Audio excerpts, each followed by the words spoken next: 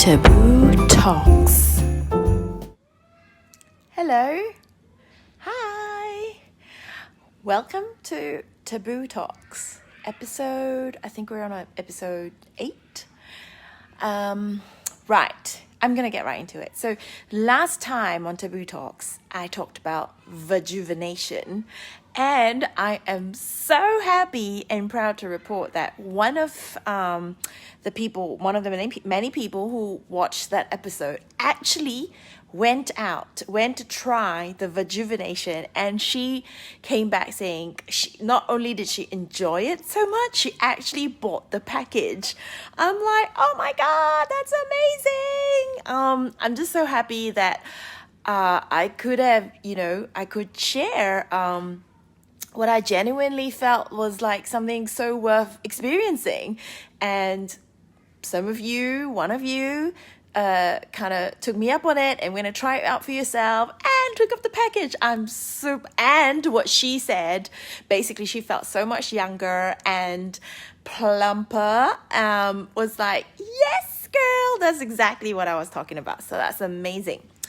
Anyway, today, and this is the start of a mini series from Taboo Talks, where I really want to touch on marriage and all things related to marriage, the difficulties in marriage that no one talks about, that you don't even know about before you get married, because we all were brought up to think that, the princesses, we find out Prince Charming, and then you get married and live happily ever after. Bullshit, right? Because that's not true. I've been married 10 years. Many of my friends been married for a lot longer than that, 15, 20 years or more. And almost everyone I know, I always ask, what is your secret? What is your one tip you would give? And because I'm just so curious about marriage as a topic. Everybody thinks, oh, hi, Danny, welcome. Everybody assumes that once you get married, it's forever and it's, happily forever. And so I want to hash it all out. I want to talk about it because I think it's very important, one, that we talk about it, and so that we are aware of it before we go into it. And two, those of us who are married and are going through certain moments of challenges in our marriage do not feel so entirely alone, because we know that someone else out there is going through the same thing. And most importantly, 3, it's entirely normal to have these challenges. On top of that, I also will be inviting a guest onto Taboo Talk sometime in the very near future to share about the divorce, the D word, right? About divorce as a taboo in itself, and the consequences of divorce and what goes through things people don't talk about in divorce. But I felt that it was a lot I want to build up that momentum before we get to divorce. We talk about the marriage to start with, right? So marriage. What is it about marriage that everyone just assumes that this is the perfect Prince Charming or Princess Charming that we find and we end up with, and that's it? Like once you say I do, it's forever. Well, and then as we get on with the marriage, 3, 4, 5, 6, 7 years into it, we start hearing friends who are having troubles. Oh, but God forbid we have troubles. And then afterwards, we find ourselves having troubles, and we get so ashamed to talk about it and share about it. So personally, I just need to check who's in the room. Personally, I myself went through, I'm finding it difficult to talk about it, went through our troubles in our marriage, I think in our 7th to 8th year. So this was about, 3 years ago, right? It wasn't it wasn't and isn't a perfect marriage. We had our challenges even from day one, but that was mainly in communication. Coming from two different cultures, I'm very like I might come across really Western on the outside, but there are certain very traditional Asian values that I have inside. And my husband, he comes from a very European, Central European, Caucasian Western culture, and therefore we have differences in the way we communicate.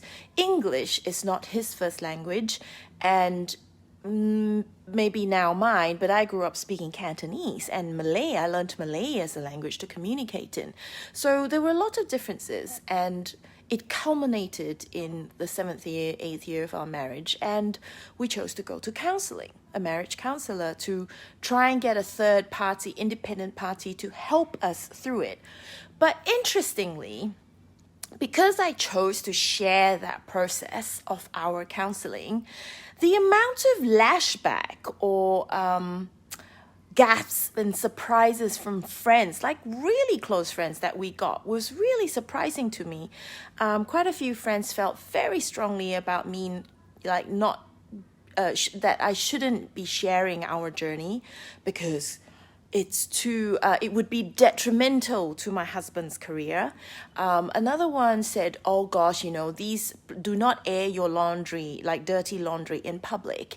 And I say, well, I'm sorry, I'm not airing my dirty laundry. I'm actually sharing because I, for one, felt very alone that we were going through these challenges. And how can marriage be so challenging? But the thing is, when we are dating, it's okay to break up. But somehow, when you get married, it's not okay to break up. And you just kind of need to swallow it and get on with it. Otherwise, if you should consider divorce, you might be considered a failure, and gosh, society might see you as a failure, depending on which culture you come from. But certainly from my culture, that would be a massive taboo. So these were the things that I was dealing with and we had to deal with, and I chose to share our journey. We went through counselling, and even till today, every time I mentioned, we had troubles at one point and we went for counselling, I would get that shocked look or a gasp. Oh God, I'm sorry, I didn't realize.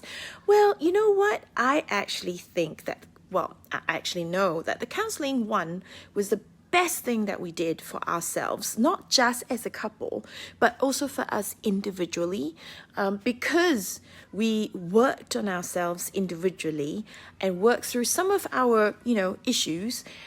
We were able to bring our better version of ourselves, to the marriage, and that was how it strengthened the marriage, to be honest.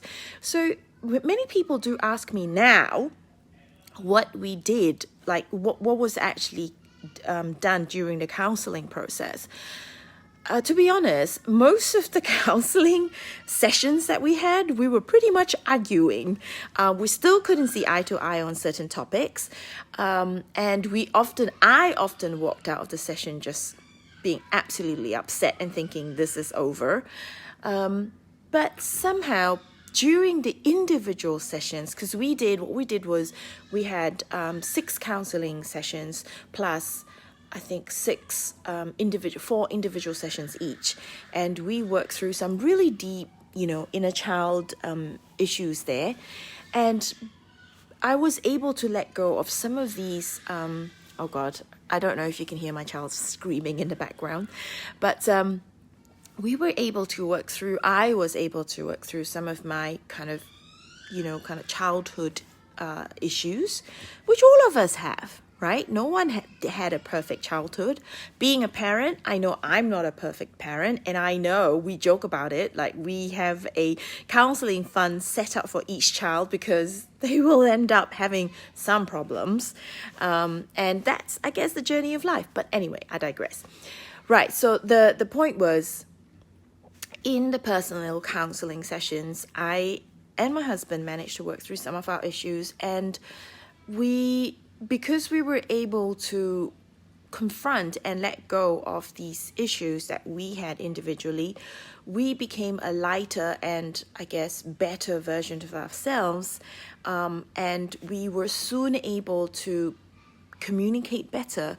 I was able to speak up more. That was one of my biggest feedback during the whole process, was I needed to learn to speak up when I have a problem with something and not just keep it within myself for too long, because then I will explode, which is kind of a very typical feminine thing to do, I guess, but also quite Asian, like the Asian woman, where the culture is very much of, you don't have a voice, you don't really speak up, and it's you kind of like, bound to the kitchen and stay behind the scenes, which is not really me.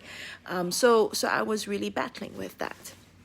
But yes, I wanted to talk about the topic of marriage and the importance of acknowledging the fact that no marriage is perfect and there will be challenges, and it's totally okay to say that you are seeking help.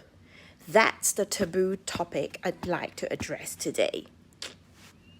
Thank you for listening. Thank you for still continuing to be with me on this journey. Many of you come and tell me how you appreciate taboo talks and how I confront some of these topics that you feel awkward to talk about. So I'm really, really grateful. Until next time, I'm going to hopefully, I think it won't be next week, but the week after, where we will have the guest on to talk about divorce. And the taboos that we don't talk about in divorce. Till next time, have a great weekend. Thank you. See ya. Bye.